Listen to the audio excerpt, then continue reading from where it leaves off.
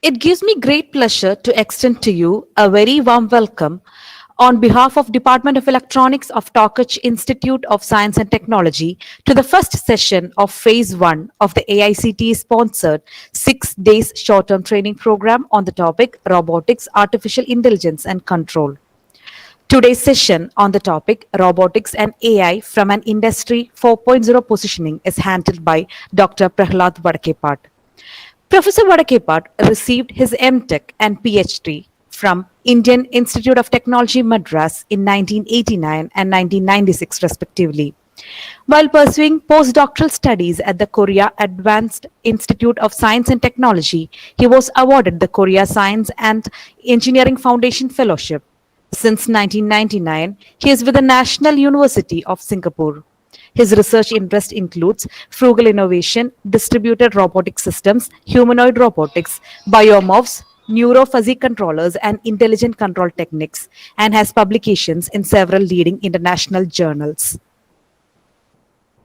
He is the founding editor-in-chief for Springer, Journal of Frugal Innovation, which is an open access journal aimed at creating a platform for ideas and innovations for an inclusive growth.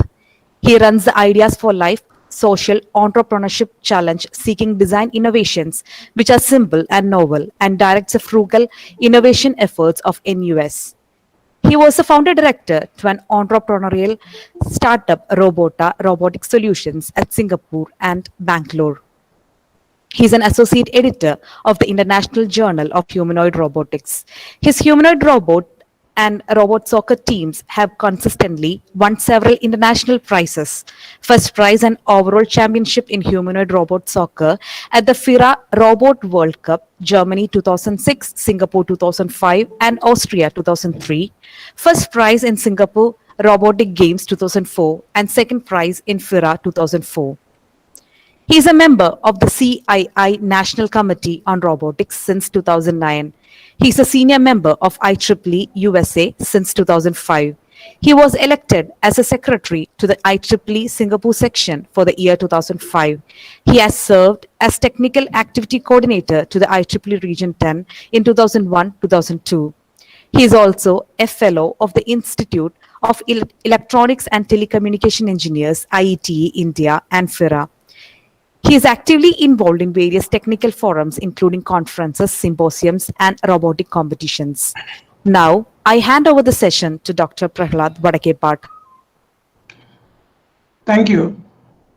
Can you stop presenting so that I can start Yes, sir. presenting? Yes, sir. Yes, sir. Thank you very much.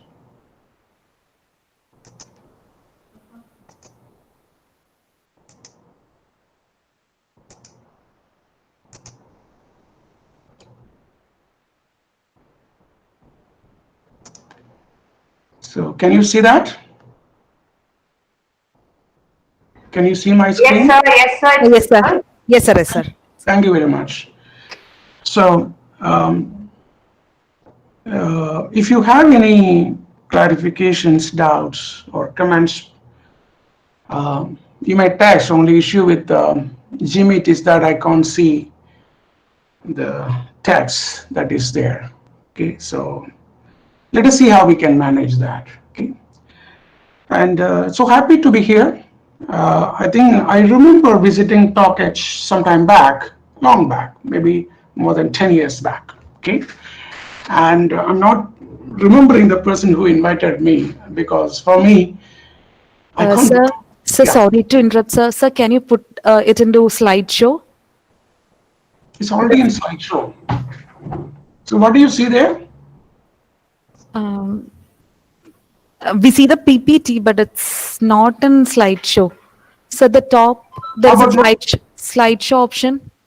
How about now? No, sir. Okay. So there's an option at the top, slideshow. Yeah, let me see that. Okay.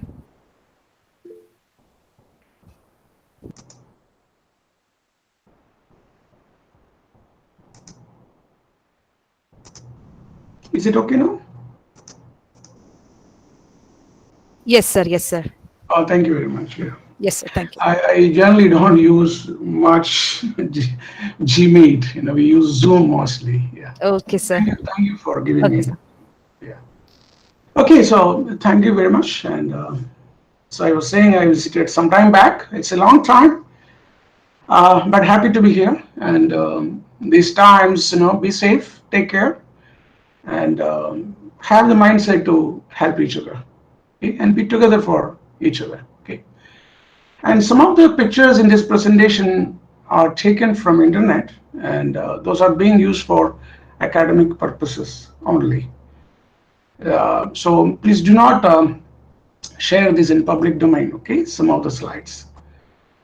I'm originally from Palakkad and studied in Calicut University, NSS College of Engineering, and then moved to IIT Madras and worked in REC Calicut 5 years. Then moved to South Korea, and then 99 I joined National University of Singapore.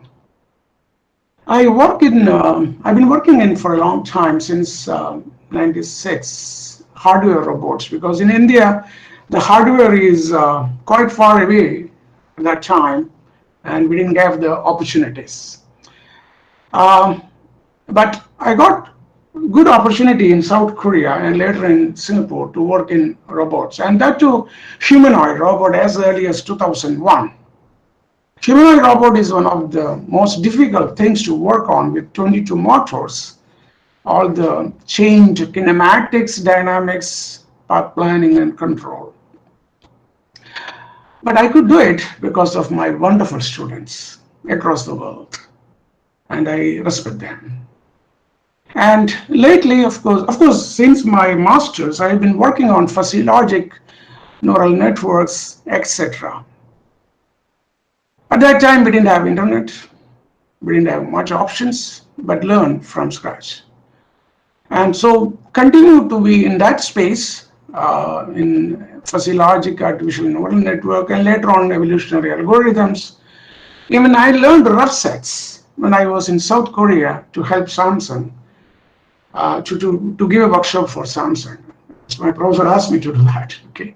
Because fuzzy logic based patterns were running out, so why not do something else? The rough set is a very interesting concept. And since 2000, I mean, it was there as part of my frugal innovation or Gandhian innovation. And I take my students to various parts of the world to immerse them in different contexts and communities and cultural spaces.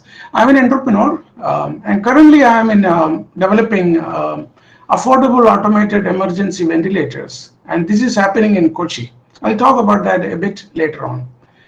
I teach robotics, fuzzy logic, artificial neural networks. Being an entrepreneur, I teach innovation enterprise.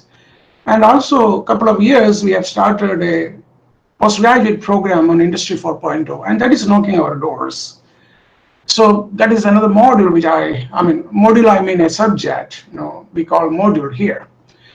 And innovation enterprise is very important. I suggested this to KTU, Kerala Technological University, when I was in the committee.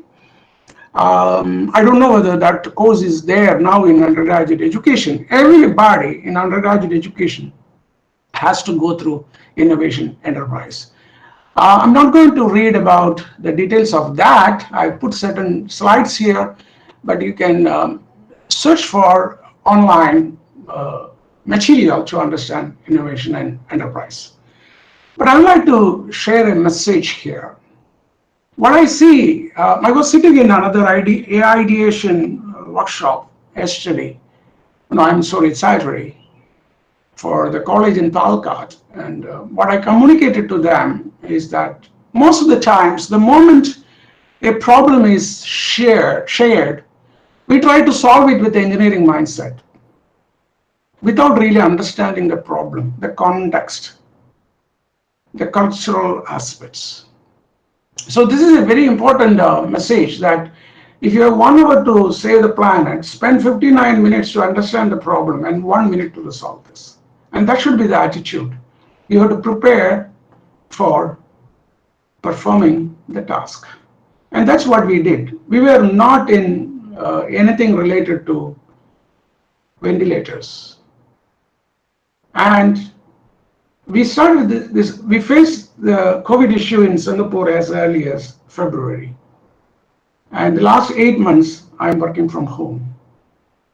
And I have two startups, the 3D printing startup and IDV. IDV is a AI Industry 4.0 related startup in Singapore with my PhD scholars. And I joined hands with the Sim Labs in Kochi, and we developed the last 8 months three affordable emergency care solutions. And this is very important because India is yet to peak in COVID. More is going to come and we have to be ready. And the cost of this will be 1/10th of the ventilators. And we are ready for manufacturing now. I work with my classmate and close friend Prakash Bari. He had a Fortune 500 company in US and he's into filmmaking and acting. You might be knowing him in Pranaya Katha or Pranaya Katha. He has acted the Sufi Paranya, Katha, etc. And then someone from US, from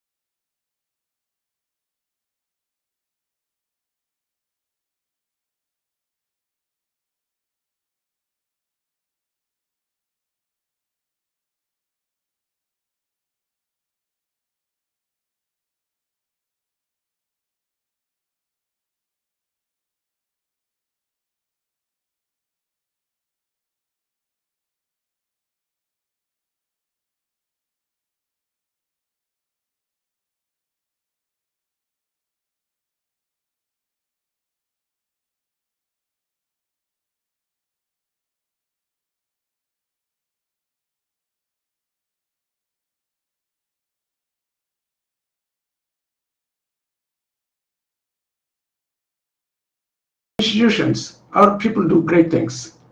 And I was fortunate to be invited by Springer Nature to edit a comprehensive humanoid robotics reference, 3 volumes, 199 authors, 2699 pages, along with Ambarish Goswami, who is a he was in Honda before and now in Intuitive Surgicals. It was a long journey. I have other books also edited, and lately I use robotic operating system. Okay, is a very important one. It's an open source, and there is an industrial ROS as well. It uses multi-agent framework, and several things are possible with you. So in this case, we had an interoperable framework for robot autonomy, and we suggested a architecture, software, path generation, path following, and collision avoidance. This was for managing unmanned aerial as well as ground vehicles. And that framework was one of its kind at that time. This was done by a PhD scholar from Salem who worked with me for his PhD. He joined Airbus later on. Then he is into a entrepreneurial journey right now. And you have the physics space in ROS, and you can simulate. And there are a lot of library functions, both for industrial robots, manipulators, ground vehicles, as well as aerial vehicles. And last week I attended the ROS International Workshop along with my son and my colleague Prakash Bari and my students, and we could see the development that is happening in this space, and that's amazing. And I utilize these tools in teaching.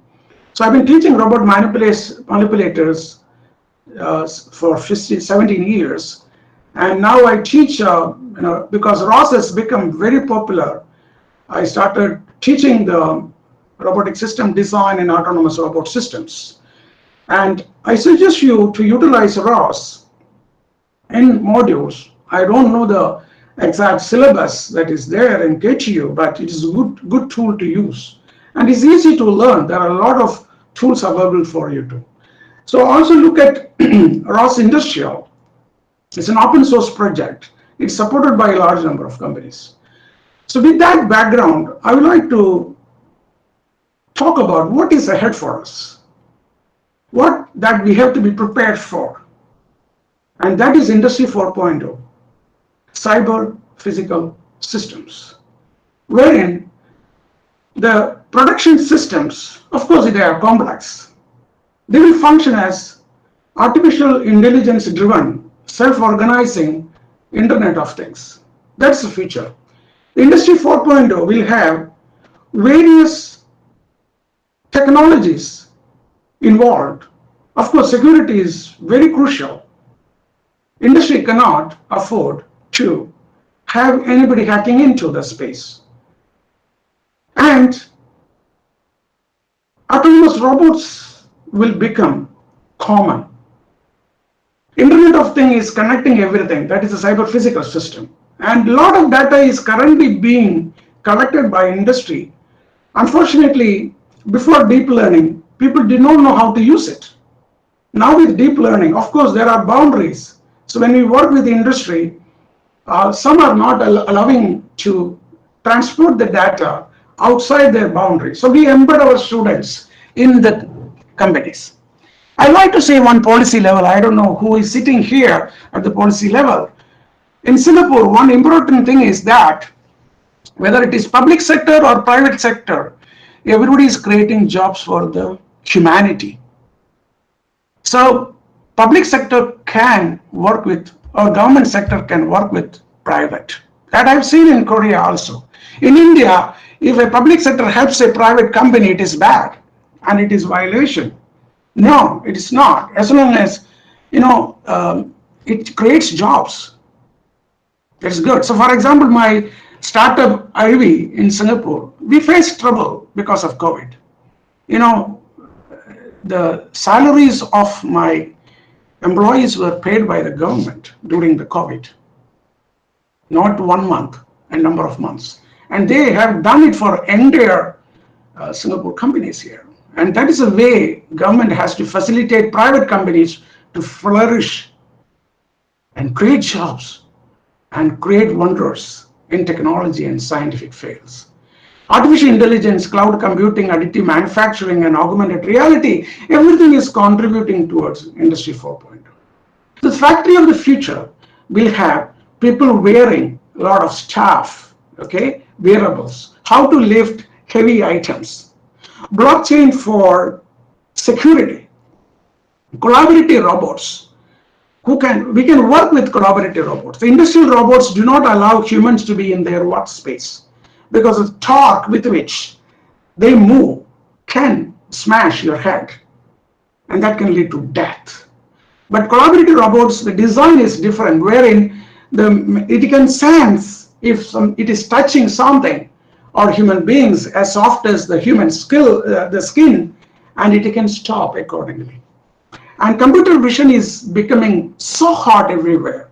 Unmanned tracks, modular equipment, augmented realities to help people to train people, and predictive machine analytics. And that is what I am into lately. I'll talk about that more later on. So AI will be ubiquitous in the factory of the future. And I'm not going to read it. Please do read. And that is what I suggest. In all these faculty development programs, it's important for the faculties to go and read at least 10 hours on each topic and give a portfolio to the management or AICT, but what they have learned in addition to what they have listened to.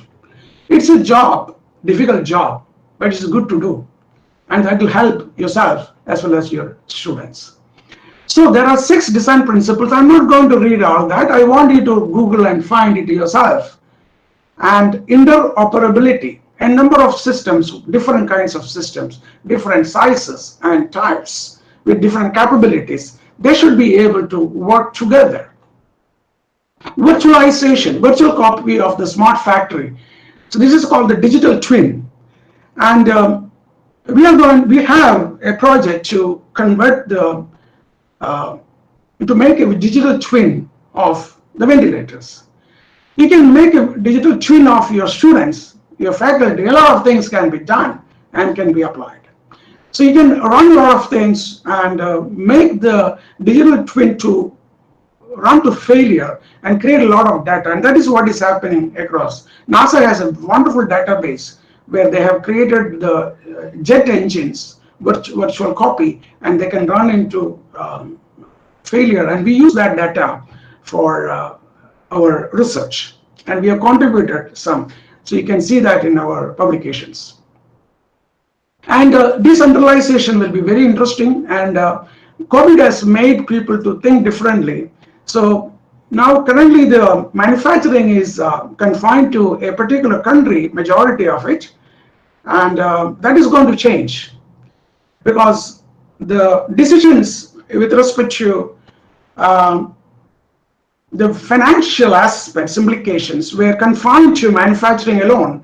But now the people are talking about end-to-end, right from procurement of components and parts to distribution systems. The entire supply chain is being looked at and optimized. And people think decentralization is the way. And that is good for a lot of countries, and also India. And through Making India, a lot of things are coming into India right now. And real-time collection and data analysis, analyzing the data will give insights. I mean, this is it's not very easy, but that is what eventually will happen. And offering services, okay, and that is through Internet of Services. That will be, so you can hire a machine in a company and do certain things, and you don't have to own the machine. And of course, the modularity and flexibility associated with that. So those are the 6 design principles. So cyber-physical systems, they collaborate, the computational elements controlling the physical entities. So both physical and engineered systems their operations can be monitored, coordinated, and controlled and integrated. Okay, so that allows us a lot of freedom and a lot of things we can do. And there are benefits, safe and efficiency, costs of building can be reduced, and operating the systems can be reduced, and new capabilities can be brought in, and quite a number of things. Okay, so basically, more efficient production and innovation and agility based on the customers. Okay, so the essential 8 technologies are these, and except in blockchain and virtual reality, I work in all these spaces, and I like to say that sometimes we get a capture to show that I'm not a robot. So maybe I have to make my robot think that I do not choose to believe that I'm a robot. But the point is that humans and robots have to coexist for each other. So what is happening? Can we draw a straight line? No. A straight line mathematical equation is simple, and robots can do that very well.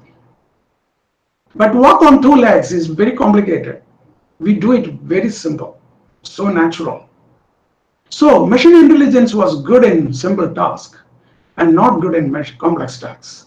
Human intelligence was very good in complex tasks. We can sense when somebody is sharing his or her love to us. We can hug. We can do a lot of things. Those are all complex. Machines cannot do it till recently. So here we are similar, not much of change though, but machines have become good at taking care of complex tasks. And there are a lot of algorithms, evolutionary algorithms out there. Please read that. I'm not sure how much of that is offered in Indian curriculum. Genetic algorithm is by learning from X and Y chromosomes. Our parents mate, and gene material is exchange. You have combination and mutation. And if you look at bees, you can learn from bees. So if you have, say, Ola and Uber or other taxi systems in India, there is an algorithm developed from observing bees. You put the beehive in one place and put honeys in 4 or 5 places, the bee will find the optimal path. That is a traveling salesman problem. Look at the Dabbawalas in Bombay. They have come up with one of the best, finest, no problem, no issue traveling salesman problem without computers. And it is still being done. You have to learn all that. Harvard studies, a lot of business schools across the world studies that. Do we talk about that? Do we talk about cricket?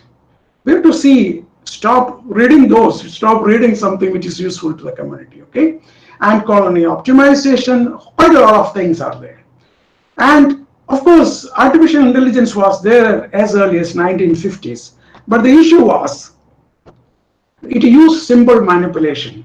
Symbols do not have derivatives. Symbols cannot have partial differential equations used. But anything that is changing, that change can be captured through differential equations and partial differential equations. And that was a bottleneck of artificial intelligence. That would change when machine learning came into existence. And artificial neural networks made a lot of difference. And lately, deep learning came. And there is another one called extreme learning machines. The AlphaGo game, which defeated the world champion Go champion, was not written by human beings. It was written by the extreme learning machines. And you watch that movie, in the third game, the human defeats it. But after that, no humans could defeat it. And some of the moves made by that machine cannot be comprehended by the human brain, because our dimensional space of thinking is limited. Machines can think beyond, and that is the power of deep learning. And that has transformed the world. And wonderful things are possible. Computer vision, pattern recognition, regression, forecasting, predictive analytics, everywhere deep learning is making inroads. And what made it happen? Because of course, industry is complex. The challenges are complex, but data is available and new algorithms came up and powerful computational technologies came into existence. And in India, we are Make in India. Please make use of it. And there are a lot of monies, and I know it's abundance of monies in India. Good that GST came into existence, and so much money is there, and so much support is there. Everybody should make use of it for whether it is entrepreneurship or development systems or faculty development, and everywhere it is happening. But you need to be very careful about this omnipresence of robotics and AI in every space. And it is not confined to engineering. It's not confined to science. It is you being used in arts and everywhere it is being used. So I'll try to give you a glimpse of the future. This is the Chinese smartphone manufacturer. Before they employed robots, 650 employees, zero robots, 25% defects, 8,000 production pieces per person. After 65 robots, the number of employees came to 60. That is 90% of reduction. Defects came to below 5%. They could make 21,000 pieces, 2.6 times. This is the world what is going to happen. So be prepared for it. A lot of jobs that are there will vanish in maybe 2, 3 years or 5 years time. New jobs will come where you have to learn AI, robotics, a lot of other things related to that. So we work on machine learning algorithms, deep learning architectures, evolutionary multi-objective optimization, suspect system, data transformation techniques, natural language processing, and these are all applied to industry, okay? Everything is applied. Prognosis and health management, where we look at remaining useful life prediction, diagnosis of falls, quality estimation, and data analytics, we cover time series analysis, structured data, image data, text data, and optimization, we use it for vehicle routing and model hyperparameter tuning. So prognosis and health management, previously it is like if your car breaks down, you try to look for what happened. But when you take it to the person who can repair it, he will find out, if some of them will give you why that happened. But now all the cars are embedded with sensors. So one of my previous students from West Bengal, he completed his PhD, and he's in Technical University of Munich, if I'm not wrong, and he's working on IoT devices embedded in in vehicles, and they can predict what is going to happen. So if a failure is going to happen, how early you can detect it, and eventually, can we have a prescriptive way? What do we need to do to avoid that? Okay, so there are a lot of challenges. The number of failure cases in industry is very little, minority sample, and good data is dominating. That leads to imbalanced classification. So we have some algorithms which we have worked on, and our data comes from industry, okay, anonymized data. Okay, so we work on that through a particular mechanism. That's the government allows us. The government, just like DST, we have agencies here who will take care of the legality of dealing with the industry in terms of data anonymity, and this entity helps the university to not to get into that space, but help them to use the data, and then we supply that to the entity, and that supplies to the company, and the company can be private. Okay, so that's why the boundaries have to vanish, whether public and private and all it has becoming not reasonable. Okay, so, and also the misclassification cost is very high. If in COVID, if somebody is false positive, that is, somebody is healthy but is considered as COVID, and he or she is being taken for, say, for testing, that is fine. But in industry, you cannot allow that. You cannot have a false positive. You can have a false negative. A good one can be considered as bad because it will not we don't want a user to get a bad item. So it's a very complex thing, okay? And the different kinds of data will come, image, text, other kind of time domain data and all that. How do you handle all this? So there are different algorithms for that. And again, from the prognosis and health management point of view, we are in predictive level and we can go to prescriptive, but there are a lot of challenges. And one major issue we face now is that the industry has to understand the return of investment, okay, and how much of this infrastructural change is possible or required, and how much investment is required, and whether real-time operations are possible. So there should be bigger awareness both in the industry, academia, and the main issue is that um, the education system is slow to adapt, especially in India. And last 21 years, we changed the curriculum as and when required. I stopped counting. Okay, so that is a way agile development required in the curriculum space. I try to convey that to a number of people, including KTU, but nobody listens. Okay, so but faster changes are required, and I think people with this knowledge should sit and lead the policies. And but you can do through projects, collaborations with the industry. You can prepare your students ready for that. And the problem with the industry is that they don't have rich, people with rich background in AI and industry 4.2. So digitization is not easy for them. One company had started a big digitization team in Bangalore, and they have now 90 people. So you can learn and make your students do better. But the problem I would like to talk about, I'm coming to the end of my presentation. By 25, 97 million new roles may emerge that are more adapted to the new division of labor among humans, machines, and algorithms. And that is a study just released in October by World Economic Forum. Please read that.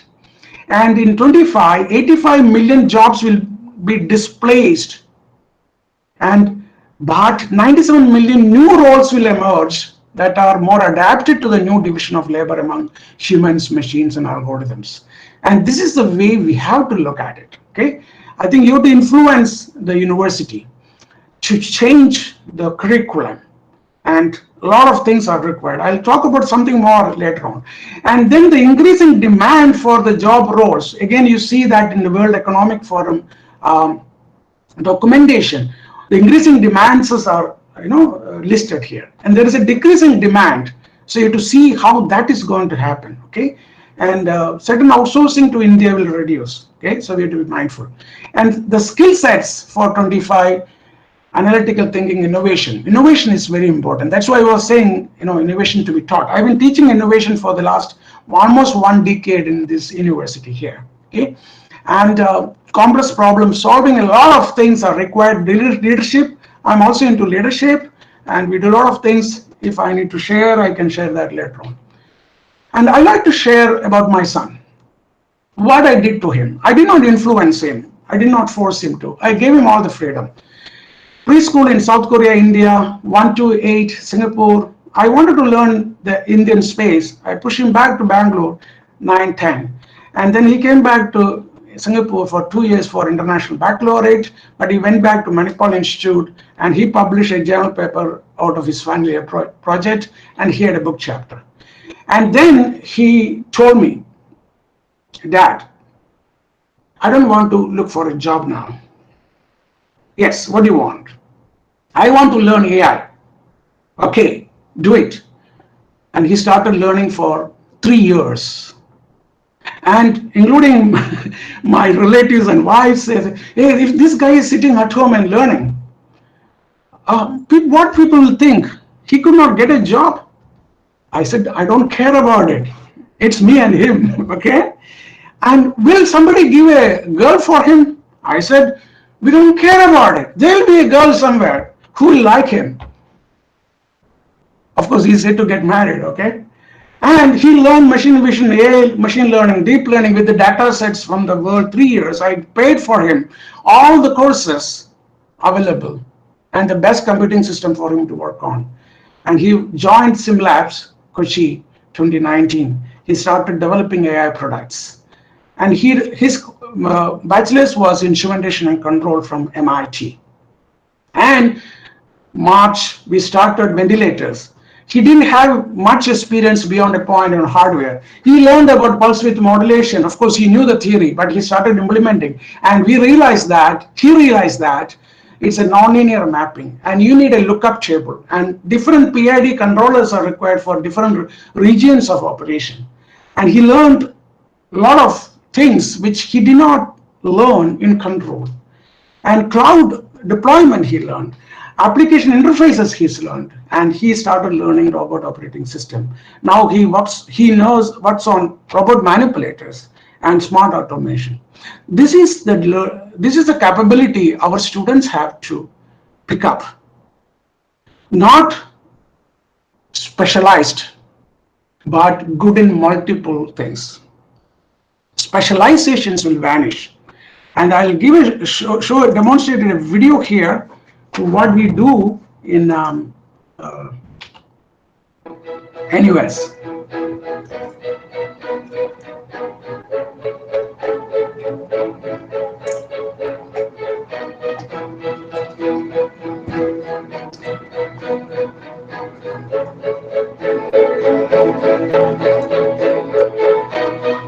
I'm working on areas in robotics, artificial intelligence, which are very crucial for industrial 4.0 revolution.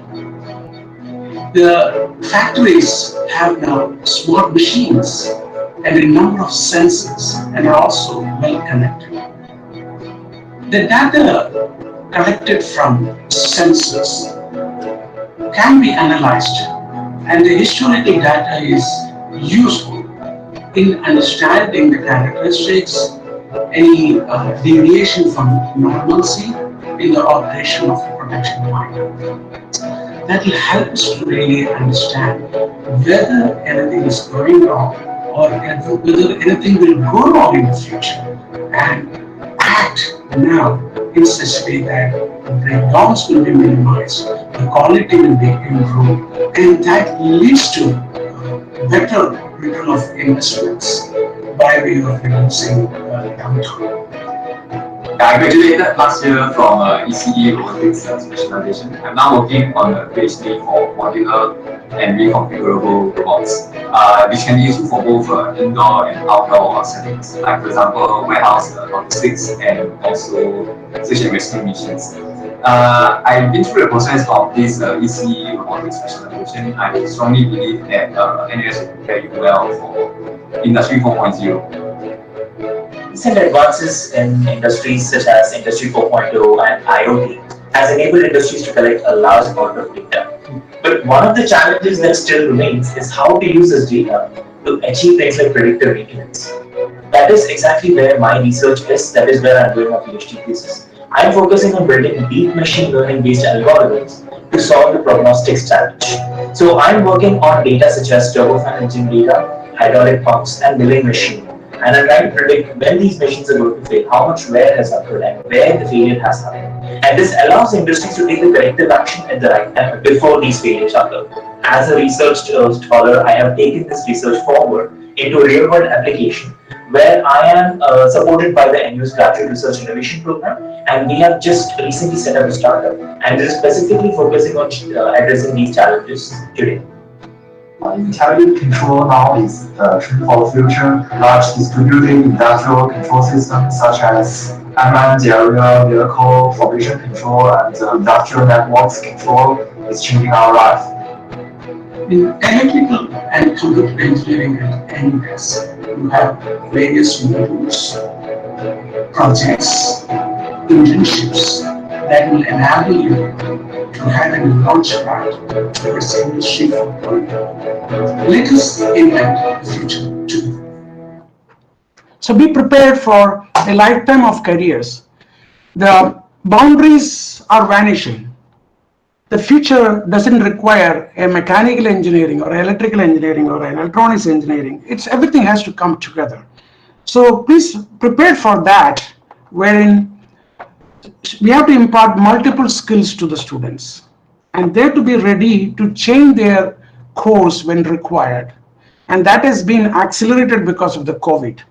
So be agile and be ready to learn new skills. We have a number of publications which you can get through the Google Scholar. Search for my name and you can get, of course, there are many more by others. And I would like to thank my scholars who have made me to present this to you in this manner and with all the details and whatever achievements they could really achieve. In a gentle way, you can shake the world. How do you do that? That is the most important part. And Mahatma has said that be the change you want to see in the world. Be ready to change yourself, ready to learn yourself. And this has to happen not only for the students, by the teachers, by the staff, technicians, the management, and policymakers. Everybody has to change. And that change is inevitable. If you wait for it, we will be left behind. And thank you for being here and listening to my presentation and giving this opportunity to share. And it's an immense pleasure to share with you all. And if there is time, and if you have any questions, please do text me or unmute and speak to me. Thank you very much. Thank you very much, sir. Thank you. Yeah. Any queries? If there are any queries, please post your queries on the chat box. Thank you, Monali Chakraborty.